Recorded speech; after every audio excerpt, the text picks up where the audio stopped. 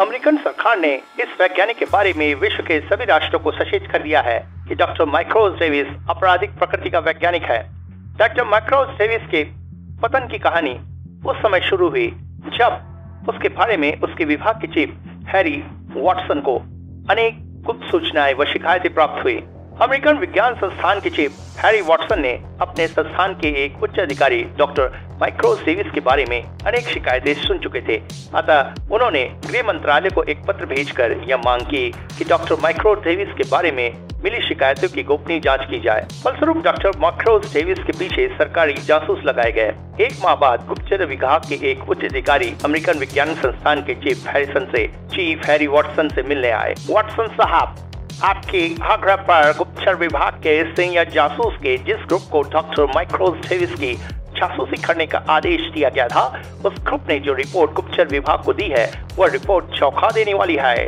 Doctor John फॉला तथा लंबो computer के स्क्रीन पर चल रही फिल्म को बड़े ध्यानपूर्वक देख रहे थे। मैं जानता था ऐसी ही रिपोर्ट आएगी। आप निसंकोच प्रमाणों का विस्तार पूर्वक अपनी रिपोर्ट दीजिए। फाइल में माइक्रोस डेविस के कार्यालय का वह पूरा ब्यौरा है जो माइक्रोस डेविस को आपराधिक प्रवृत्ति का वैज्ञानिक घोषित करता है। लेकिन कुछ बातें ऐसी है जो इस फाइल में नहीं लिखी गई है। वह बातें मैं आपको मौखिक तौर पर बताने जा रहा हूँ। पहली बात यह कि डॉक्टर माइक्रोस डेविस का संबंध अंतर्राष्ट्रीय स्तर के कुख्यात अपराधियों से है। दूसरी बात, डॉक्टर माइक्रोस डेविस अपने देश के तथा अनेक कर्तव्यों के प्रति वफादार नहीं है। वह अपने महत्वपूर्ण आविष्कारों के फॉर्मूले न केवल आपराधिक वर्ग को बेचते हैं बल्कि सोवियत संघ तथा उनके मित्र राष्ट्रों को भी अपने आविष्कारों के फॉर्मूले बेचते हैं। और यह काम डॉक्टर माइक्रोस डेविस इतने गुप्त रूप से करते हैं कि हमारे जासूस इस संबंध में कोई ठोस प्रमाण प्राप्त करने में असफल रहे। यह बहुत ही गंभीर अपराध है।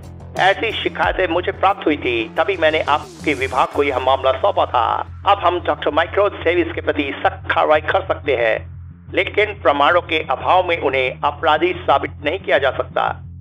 संदेह के आधार पर भी एक्शन लिया जा सकता है। हम डॉक्टर माइक्रोस डेविस को विवश कर देंगे कि वह संस्थान से त्याग पत्र दें। और फिर गुप्तचर विभाग के अधिकारी के जाने के बाद चीफ हैरी वॉटसन ने उस फाइल का अध्ययन किया जो गुप्तचर विभाग के अधिकारियों ने दे गए थे। फिर हैरी वॉटसन ने डॉक्टर माइक्रोस डेविस को अपने ऑफिस में बुलाया। डॉक्टर माइक्रोस। धन्यवाद चीफ। डॉक्टर माइक्रोस डेविस, मुझे अफसोस के साथ कहना पड़ रहा है कि तुम्हारे कार्यकलाप तथा संस्थान के बाहर तुम्हारी गतिविधियां तुम्हें राष्ट्र तथा तुम्हारे कर्तव्य के प्रति ईमानदार साबित नहीं करती। ऐसा कोई प्रमाण है आपके पास? प्रमाण नहीं है, कुछ सवाल है। देखना यह है कि क्या आप उन सवालों का संतोषप्रद जवाब दे सकते हैं या नहीं। सवाल पूछिए। ब्लैक स्टार नाम के विश्वव्यापी अपराध संगठन के मुख्य पदाधिकारियों में से एक पदाधिकारी जिब्राल्टर अक्सर तुमसे मिलने आता है। वह पिछले महीने की 10, 16 और 27 तारीख को अपने निवास स्थान पर आपसे मिला था और इस महीने की 5, 12 और 29 तारीख को आप उनसे मिलने उनके निवास स्थान पर गए थे। आप कहें तो मैं यह भी बता सकता हूं कि कितने बजे और कितनी देर तक आप जिब्राल्टर के साथ रहे। इस बात का कोई प्रमाण है आपके पास?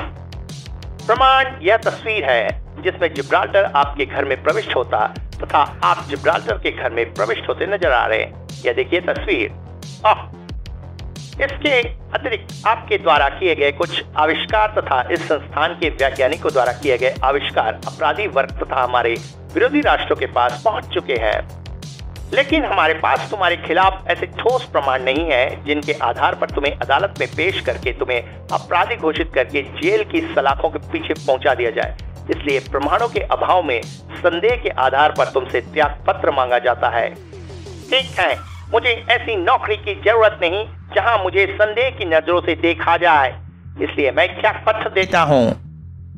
लेकिन त्याग पत्र देने के एक सप्ताह बाद ही जिब्राल्टर नाम के व्यक्ति ने डॉक्टर माइक्रो डेविस को अपना एक निजी टापू उपहार में दे दिया और सिर्फ 1 महीने में उस टापू पर विशाल प्रयोगशाला बना दी गई।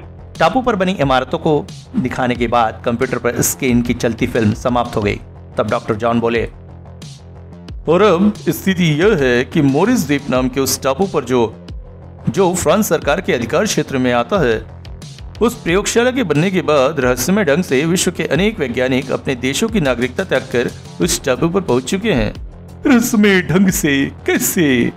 क्योंकि ऐसे कई विश्वविख्यात वैज्ञानिक जो डॉक्टर माइक्रोस डेविस से घृणा करते थे और जिन्हें डॉक्टर माइक्रोस डेविस की आपराधिक प्रवृत्ति के कारण जिसे डॉक्टर डेविल अर्थात शैतान डॉक्टर का नाम दे दिया था, वह सभी अपने देश की नागरिकता छोड़ने से पहले शारीरिक तथा मानसिक रूप से अस्वस्थ हो गए थे और इसी हालत में वह अपने देश की नागरिकता त्याग कर मॉरिस द्वीप पर पहुंच गए और मॉरिस द्वीप पर पहुंचते ही वह सब स्वस्थ हो गए।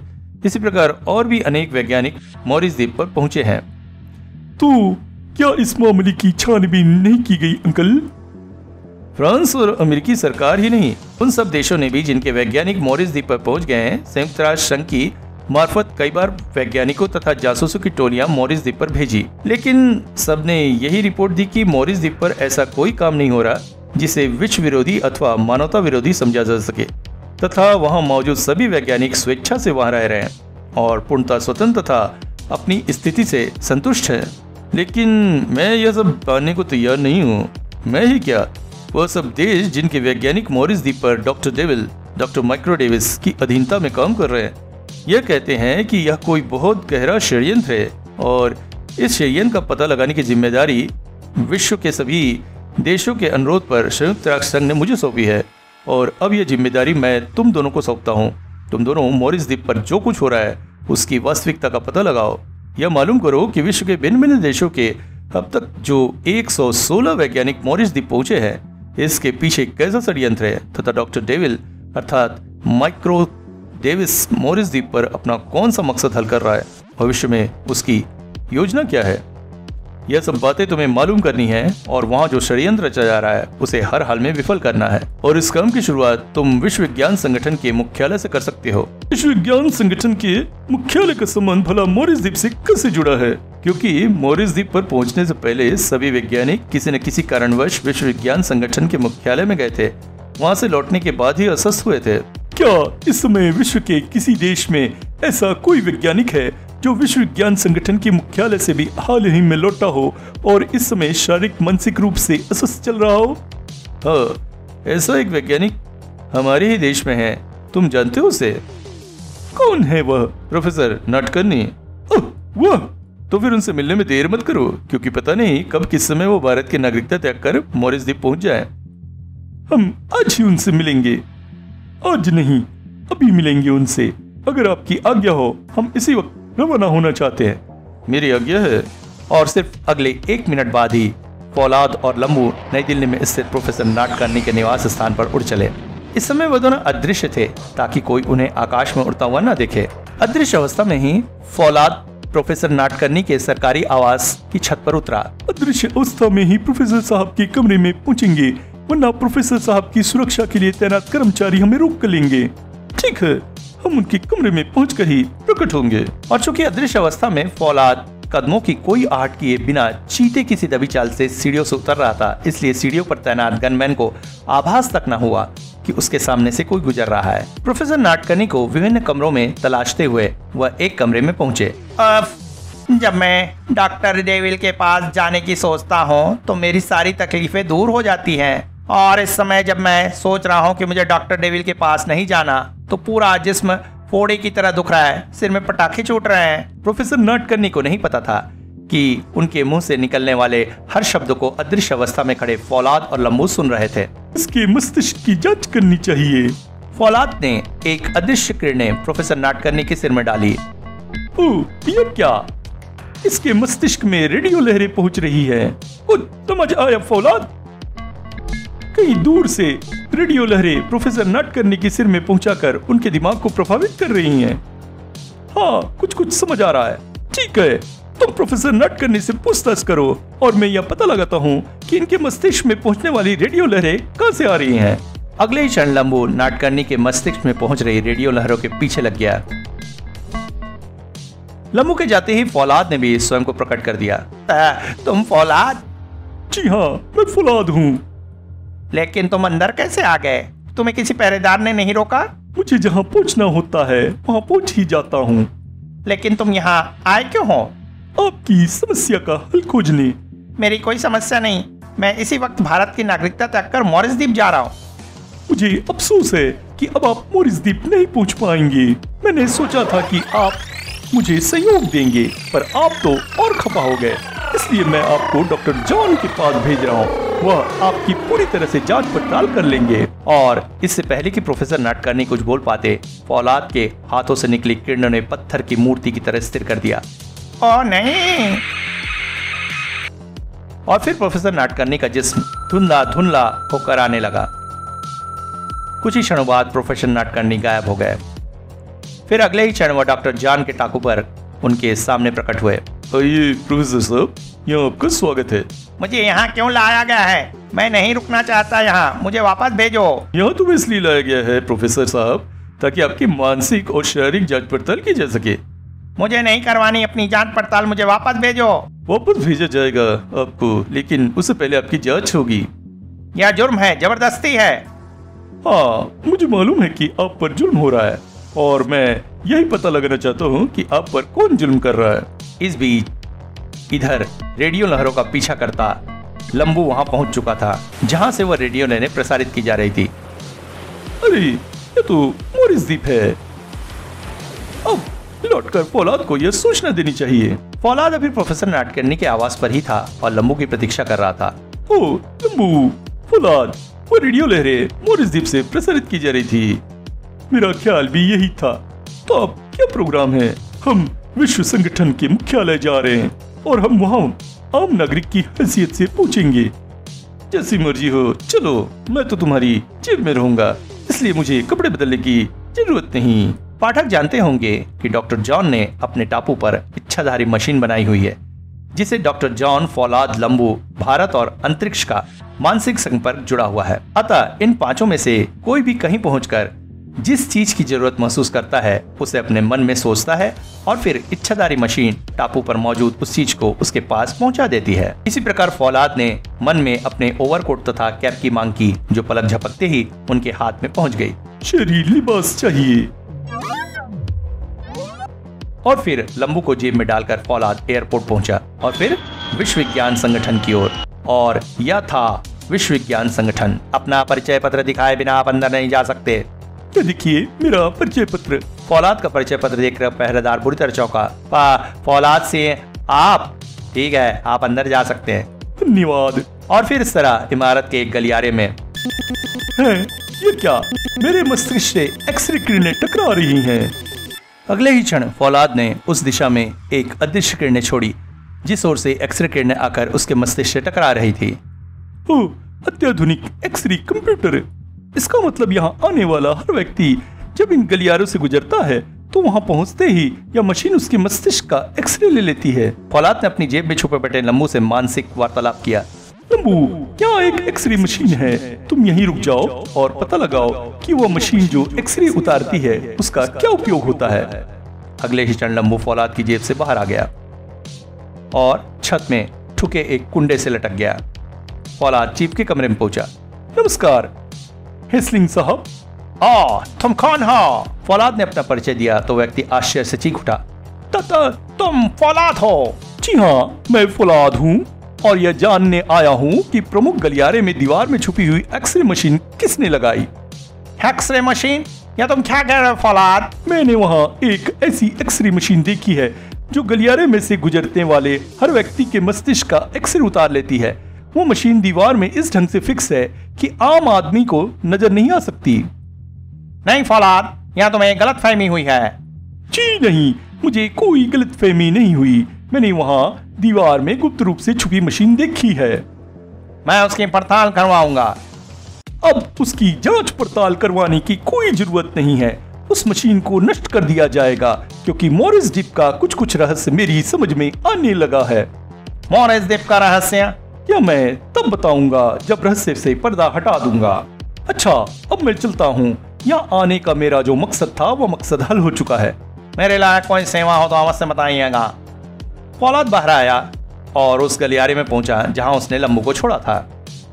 ओह लंबू, फौलाद, यहाँ दीवार में जो एक्सरे मशीन फिट है वह एक कंप्यूटर है। गलियारे में गुजरने वाले व्यक्ति का एक्सरे लेती है और एक्सरे की फिल्म रेडियो फोटो भेजने की पद्धति से ही मॉरिस द्वीप भेज दी जाती है। तो ठीक है, अब हम मॉरिस द्वीप चल रहे हैं। फिर वह इमारत की छत पर पहुंचने जहां फौलाद ने अपना कोट तथा कैप उतारकर हाथ में पकड़ ली और जॉन के टापू पर मौजूद इच्छाधारी मशीन को मानसिक संदेश भेजा, ये कपड़े वापस ले लो। अगले ही क्षण फौलाद के हाथ से कपड़े गायब थे। अब और चलो मॉरिस द्वीप की ओर। मॉरिस द्वीप, यही है मॉरिस द्वीप। तभी समुद्र में से एक विशाल लोहामाना और रॉकेट की सी गति से फौलाद की ओर बढ़ा। अरे वो क्या? उस रोबोट को फौलाद की ओर बढ़ता देख लंबू फौलाद से अलग हो गया। तभी रोबोट ने फौलाद को अपने विशाल पंजे में दबोच लेना चाहा, लेकिन लोहामाना की लंबाई किसी भी हालत में 40 फीट से कम नहीं थी। अगले ही क्षण उस विशालकाय रोबोट ने घातक किरणों की बौछार कर दी। फौलाद, उसे रिमोट कंट्रोल से संचालित किया जा रहा है, अपने निर्णय वह स्वयं ले रहा है। जवाब में फौलाद ने भी किरणें छोड़ी, जो उस रोबोट पर बेअसर साबित हुई। अचानक रोबोट के जिस्म से उसका एक हाथ अलग होकर फौलाद की ओर मिसाइल की तरह झपटा। फौलाद ने भी रोबोट के उस हाथ को चकमा दे दिया, उसके ऊपर सवार हो गया और फिर अपनी पोशाक में भरी वैज्ञानिक शक्ति से युक्त घुसा उस पर दे मारा। फौलाद के वैज्ञानिक शक्ति से युक्त इस प्रहार से पहाड़ भी चकनाचूर हो जाते थे, तो भला वह हाथ क्यों न टूटता। अपने हाथ को नष्ट होता देख रोबोट ने पहले से भी कई गुना अधिक घातक किरणों से प्रहार किया, लेकिन किरणों के प्रहार से बचना फौलाद के लिए कोई कठिन काम न था। पर दूसरा प्रहार करने का अवसर फौलाद ने रोबोट को नहीं दिया। रोबोट फौलाद के उन किरणों को भी पचा गया और उसने अपना दूसरा हाथ भी अपने जिस्म से अलग कर दिया। इधर रोबोट का हाथ फौलाद की ओर झपटा तो उधर लंबू रोबोट के मुंह के सामने पहुंच गया, और चूंकि रोबोट के दोनों हाथ उसके जिस्म से अलग हो गए थे, इसलिए वह अब लंबू को पकड़ पाने में असमर्थ था, जिसका भरपूर लाभ लंबू ने लिया। तेरे जिस्म पर भले ही इन किरणों का असर न हुआ, पर तेरी आंख पर अवश्य असर होगा। और अगले ही क्षण इस बीच फौलाद एक बार फिर अपनी ओर आते रोबोट के हाथ पर सवार हो चुका था और अब वह रोबोट की ओर बढ़ रहा था। तेरा अंत भी ऐसा ही होगा जैसा तेरे दोनों हाथों का हुआ। लेकिन अगले ही क्षण रोबोट के मुंह से निकलती किरणों से बचता हुआ फौलाद पुनः रोबोट पर झपटा और फौलाद, इसके सिर पर प्रहार करो, इस समय यह अंधा है। अगले ही क्षण बाज की तरह झपटता हुआ फौलाद रोबोट की ओर बढ़ा। फौलाद रोबोट के सिर पर पहुंचा था और उसका सिर धड़ से अलग हो गया, मगर तत्काल वह वहां से नीचे गिरने लगा और समुद्र के गर्भ में समाता चला गया। वो तो चला गया लंबू, अब हम भी चलते हैं। मॉरिस द्वीप पर पहुंचते ही वह विध्वंसक रूप धारण कर लेंगे, जिससे यह लाभ होगा कि डॉक्टर डेविल अपनी पूरी शक्ति से हमें काबू करने में लगा देगा, जिससे उसकी असलियत सामने आ जाएगी। लेकिन तभी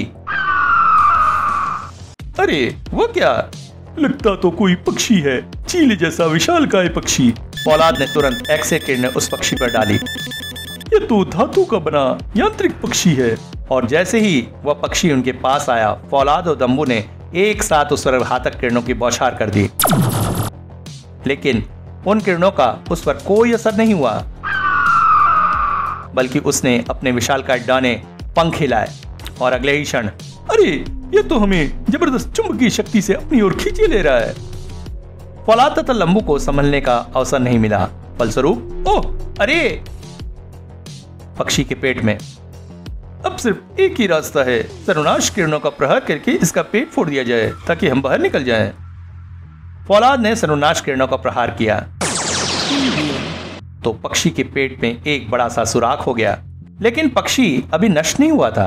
उसने अपने पंजे में फौलाद को दबोचना चाहा। फौलाद अपने आप को उसके पंजे से बचाता हुआ उसके सिर पर पहुंच गया और अपनी वैज्ञानिक शक्ति से युक्त प्रहार उसकी गर्दन पर किया। गर्दन के टूटते ही पक्षी बेजान पत्थर की तरह नीचे जाने लगा। और अब इससे पहले कि हम पर कोई नया हमला हो, हमें मॉरिस द्वीप के धरातल पर पहुंच जाना चाहिए, यानी हमें ट्रांसमिट होकर नीचे पहुंचना है।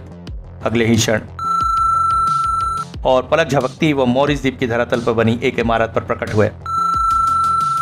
अभी वह सोच ही रहे थे कि वह उस इमारत में प्रविष्ट हो या न हो कि तभी महानुभाव, मॉरिस द्वीप पर आपका स्वागत है। क्या तुम जानते हो हम कौन हैं और यहाँ क्यों आए हैं? जी हाँ, मैं जानता हूँ आपको, आप फौलाद और लंबू है तथा यहाँ यह देखने आए हैं कि हमारे स्वामी, जिन्हें सारी दुनिया डॉक्टर डेविल के नाम से पुकारती है, वह यहाँ कैसा षड्यंत्र रचा रहे हैं। तो अब हमें कहाँ ले चलोगे आप? स्वामी के पास। लेकिन तभी आश्चर्यजनक संग से फौलाद और लंबू के जिस्म ट्रांसमिट होने लगे। और जहां वह ट्रांसमिट हुए वह स्थान उनका जाना पहचाना था। है, यह तो अपने ही टापू पर पहुंच गए। तुम्हें मैंने ही यहाँ बुलाया है ताकि डॉक्टर डेविल के षड्यंत्र के बारे में तुम्हें कुछ बता सकूं। उसका षड्यंत्र तो कुछ हमारी भी समझ में आ गया है अंकल। ठीक है, पहले तुम ही बताओ कि क्या समझे हो। हम विश्व विज्ञान संगठन के मुख्यालय में पहुंचे थे, जहां हमने गुप्त रूप से दीवार में छुपी एक एक्सरे की मशीन देखी, जो एक्सरे फिल्म साथ की साथ मोरिस द्वीप पर भेज दी जाती है। यह मशीन अपने सामने से गुजरने वाले हर व्यक्ति के मस्तिष्क का एक्सरे लेती है, और मेरा ख्याल है मोरिस द्वीप पर पहुंचने वाला मस्तिष्क के एक्सरे से उस आदमी के मस्तिष्क की रचना समझ ली जाती है जिसका वह एक्सरे होता है, और फिर उस मस्तिष्क का रिमोट कंट्रोल तैयार कर लिया जाता है। इस प्रकार हर वह आदमी जिसका रिमोट कंट्रोल तैयार हो जाता है, उसके मस्तिष्क की रेडियो लहरों से प्रभावित कर दिया जाता है। ये बात तुम सिर्फ अनुमान के आधार पर कर रहे हो, जबकि इसी बात के मेरे पास प्रमाण है कि जैसे तुम कह रहे हो वह सही है। और ये जानकारी मुझे प्रोफेसर नाटकर्णी की मानसिक जांच से तथा अपने उन जासूस कंप्यूटर से प्राप्त हुई है जो मोरिस द्वीप का चक्कर लगाया है। तुम्हारी ये बात सही है कि विश्व विज्ञान संगठन के मुख्यालय से श्रेष्ठ वैज्ञानिकों के मस्तिष्क के एक्सरे मोरिस द्वीप पर पहुंचाए जाते हैं, जहां मस्तिष्क की रचना के अनुसार रिमोट कंट्रोल बनाए जाते हैं, जिनके द्वारा वैज्ञानिकों की विचारधारा को प्रभावित किया जाता है। उनके मस्तिष्क में रेडियो लहरें भेजकर उन्हें विवश किया जाता है कि वह अपने देश की नागरिकता त्याग कर मोरिस द्वीप पहुंचे। और जो वैज्ञानिक मोरिस द्वीप जाने का विचार दिमाग से निकालने का प्रयत्न करता है, उसके मस्तिष्क को उसके रिमोट कंट्रोल के जरिए रेडियो लहरों से आघात पहुंचाया जाता है, जिससे आदमी अस्वस्थ हो जाता है और उसे अपने सिर में पीड़ा महसूस होने लगती है। भला यंत्र के द्वारा किसी मनुष्य के विचारों को कैसे प्रभावित किया जाता है? यह सब कुछ संभव है फौलाद। आज का विज्ञान बहुत आगे निकल चुका है। डॉक्टर डेविल वैज्ञानिकों के विचारों से खेलता है। वह हर समय उनके मस्तिष्क में मौजूद रहता है, और जब देखता है कि कोई वैज्ञानिक विद्रोह कर रहा है तो वह उसके मस्तिष्क में रिमोट कंट्रोल के माध्यम से भयंकर पीड़ा का एहसास करा देता है। और इस समस्या का हल यही है कि डॉक्टर डेविल का ब्रेन वॉश कर दिया जाए। अब मैं तुम्हें वापस वही ट्रांसमिट कर रहा हूँ जहाँ से तुम्हें यहाँ ट्रांसमिट किया था। तुम वहाँ जो भी कार्रवाई करो उसमें इस बात का ध्यान रखना कि वहाँ मौजूद वैज्ञानिकों को कोई नुकसान न पहुँचे। डॉक्टर जॉन ने एक कंप्यूटर का स्विच दबाया। फौलाद और लंबू वहाँ से गायब होने लगे, लेकिन अगले ही क्षण वह उसी द्वीप पर प्रकट हुए जहाँ से वह गायब हुए थे। अरे कमाल है, मुझसे बात करते करते अचानक कहाँ चले गए थे? लघु शंका करने चले गए थे साहब। ठीक है, तो अब चलिए स्वामी, डॉक्टर डेविल आपकी प्रतीक्षा कर रहे हैं। विराजिए श्रीमान, यह कार आपको स्वामी के पास ले जाएगी। यार फौलादू, इस टापू पर तो एक पूरा शहर बसा हुआ है, लेकिन यहाँ कुछ ही हजार से अधिक लोग नहीं बसे हुए। इनमें 116 तो वैज्ञानिक है, बाकी तकनीशियन है। वह कार एक शानदार महलनुमा इमारत के सामने पहुंचकर रुकी। यही है स्वामी का निवास स्थान। डॉक्टर डेविल एक शानदार महल में रहता था। अत्याधुनिक अस्त्र शस्त्रों से लैस सुरक्षा कर्मियों के सामने से गुजरते वह एक आलीशान कमरे में पहुंचे। आओ फौलाद लंबू, आओ, मुझे तुम्हारा ही इंतजार था। मोरिस द्वीप पर तुम्हारा स्वागत है। हाँ, स्वागत का नमूना हम देख चुके हैं। पहले हम पर एक विशालकाय रोबोट ने हमला किया, उसके बाद एक रोबोट पक्षी ने हमला किया। अगर ऐसा हुआ है तो वह किसी और की करतूत होगी, जिसका मुझे सख्त अफसोस है। और अब सिवाय अफसोस मनाने के तुम कुछ और कर भी नहीं सकते, क्योंकि तुम्हारे इस टापू का अंत होने वाला है। क्या कानून तुम्हें ऐसा करने की इजाजत देगा? फौलाद किसी कानून का मोहताज नहीं है। उसका अपना कानून है कि हर सूरत में तुम जैसे अत्याचारी का नाश होना चाहिए। मत भूलो फौलाद कि इस टापू पर मेरा साम्राज्य है। यहाँ वही होता है जो मैं चाहता हूँ। दुनिया भर की सारी पुलिस और आर्मी भी अगर मेरे साम्राज्य पर हमला करेगी तो उसे मैं चटनी के समान मसल दूंगा। आखिरी हकीकत तुमने खुद ही बयान कर दी कि दुनिया का कानून तुम्हारे लिए कोई महत्व नहीं रखता, और तुम्हारी बातों से साफ जाहिर होता है कि तुमने यहाँ पाप और जुर्म का साम्राज्य स्थापित किया हुआ है। लेकिन अब तुम्हारा यह साम्राज्य मलबे का ढेर बन जाएगा। यह कहने के साथ ही फौलाद ने उस पर ट्रांसमिट करने वाली किरण छोड़ दी, और अगले ही पल वह गायब होने लगा। फिर वह डॉक्टर जॉन के सामने प्रकट हुआ। हैं, मैं कहां पहुंच गया? भरत, इसे ऑपरेशन थिएटर ले जाओ, वहां इसके मस्तिष्क को पढ़ा जाएगा। इस बीच मोरिस द्वीप पर डॉक्टर डेविल को डॉक्टर जॉन के पास पहुंचाने के बाद फौलाद आकाश में पहुंचा। तुम क्या कर रहे हो फौलाद? मैं नहीं चाहता कि इस टापू पर कोई आदमी नजर आए, इसलिए मैं उन सबको डॉक्टर जॉन के टापू पर ट्रांसमिट कर रहा हूं। और आकाश में काफी ऊंचाई पर पहुंचकर फौलाद ने किरणें छोड़ी, जिससे वह पूरा टापू नहा गया। वह किरणें लोगों को एक स्थान से दूसरे स्थान पर ट्रांसमिट करने लगी और कुल 5 सेकंड में मॉरिस द्वीप पर मौजूद हर व्यक्ति ट्रांसमिट होकर डॉक्टर जॉन के टापू पर पहुंच गया। और फिर फौलाद और लंबो मॉरिस द्वीप की इमारतों की बारीकी से छानबीन करने में जुट गए। आश्चर्य, यहाँ तो अंतरिक्ष नियंत्रण कक्ष है। यहाँ पृथ्वी की कक्षा में छोड़े जाने वाले लगभग दर्जन भर उपग्रहों का निर्माण हो रहा है। आखिर डॉक्टर डेविल चाहता क्या था? उसका भविष्य का प्रोग्राम क्या था? शायद वह अंतरिक्ष में पहुंचना चाहता था, या अंतरिक्ष यान देखो, या अभी पूरी तरह बनकर तैयार नहीं हुआ है। तो क्या वह अंतरिक्ष में अपना ठिकाना बनाना चाहता था? संभव है ऐसा ही हो। अरे यह देखो, समुद्र के गर्भ में क्या है? यह निश्चित ही अंतरिक्ष प्रयोगशाला है। इसे छोटा सा अंतरिक्ष नगर भी कहा जा सकता है।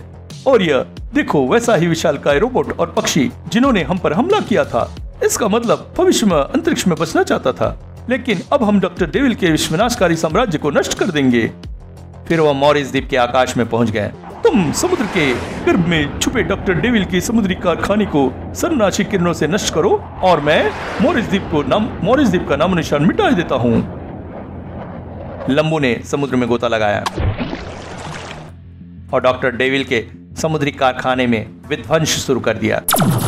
यह कहने के साथ ही फौलाद ने मॉरिस द्वीप पर सर्वनाशी किरणों का प्रयोग किया। कुछ ही क्षणों में डॉक्टर डेविल के समूचे साम्राज्य का विनाश हो गया।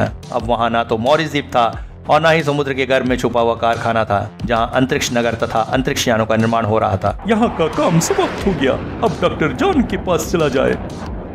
और फिर डॉक्टर जॉन के टापू पर। फौलाद, अब तक डॉक्टर डेविल के मस्तिष्क से जो जानकारी कंप्यूटर ने प्राप्त की है वो चौंका देने वाली है। उसकी कुछ जानकारी हमें भी प्राप्त हो चुकी है, इसलिए हमने डॉक्टर डेविल के उस साम्राज्य की, जो भविष्य में समूची पृथ्वी के लिए विनाशकारी साबित होने वाला था, नष्ट कर दिया है। तुम्हारा अनुमान ठीक है, लेकिन तुम्हें विस्तार से कुछ मालूम नहीं होगा। यह दुष्ट डॉक्टर डेविल मॉरिस द्वीप पर अंतरिक्ष नगर बना रहा था। भविष्य में इसका इरादा अंतरिक्ष में बसने का था। अंतरिक्ष में पूरी तरह स्थापित होने के बाद इसका इरादा पृथ्वी के लगभग 80% आबादी नष्ट करने का था। बाद में पृथ्वी पर जो लोग बसते, डॉक्टर डेविल उन पर शासन करता। लेकिन अंकल, यह बात समझ नहीं आई कि डॉक्टर डेविल रिमोट कंट्रोल के जरिए लोगों के विचारों को कैसे प्रभावित कर लेता था। उन्हें यह सोचने के लिए कैसे विवश कर देता था कि डेविल के पास पहुंचकर ही वह सुखी रहेंगे। इस बात को यूं समझो कि जैसे कोई विद्वान, धार्मिक अथवा राजनेता अपने भाषण से अनेक अच्छाई बुराइयां समझाकर लोगों की विचारधारा को अपनी ओर मोड़कर उन्हें अपना अनुयायी बना लेता है, उसी प्रकार डॉक्टर डेविल रिमोट कंट्रोल के माध्यम से लोगों के मस्तिष्क को अपने अधिकार में कर लेता था और उनके मस्तिष्क में मॉरिस द्वीप पर मिलने वाली सुख सुविधाओं का लालच भर देता था। जो व्यक्ति इन सुख सुविधाओं की ओर ध्यान न देकर अपने देश के प्रति वफादार बने रहने की बात सोचता था, तो डॉक्टर डेविल रिमोट कंट्रोल के ही द्वारा उसके मस्तिष्क में पीड़ा और बेचैनी भर देता था, जिससे व्यक्ति मानसिक तथा शारीरिक रूप से अस्वस्थ हो जाता था। लेकिन मॉरिस द्वीप पर कुछ दिन बिताने के बाद मन मस्तिष्क से पूर्णतः डॉक्टर डेविल के अनुयायी हो जाते थे, क्योंकि रेडियो लहरों द्वारा उनके विचारों को पूर्णतः बदल दिया जाता था। यहाँ तक कि उन्हें अपराधी प्रवृत्ति का बना दिया जाता था, जिस कारण वह मॉरिस द्वीप पर रहने में गर्व महसूस करने लगे थे। अब उन सब का क्या हाल है? अब वह सब स्वस्थ है, क्योंकि रेडियो लहरों से प्रभावित उनके मस्तिष्क में से रेडियो लहरों का प्रभाव समाप्त कर दिया गया है। और अब वह सब हैरान है कि वह डॉक्टर डेविल के आज्ञाकारी सेवक क्यों बन गए थे। अब वे सब अपने घरों को लौट जाना चाहते हैं। और डॉक्टर डेविल का क्या हाल है? वह क्षमा करने योग्य नहीं था। मैंने डॉक्टर डेविल का ब्रेन वॉश करके उसके मस्तिष्क से उसका समस्त वैज्ञानिक ज्ञान निकाल उसे एक साधारण नागरिक बना दिया है।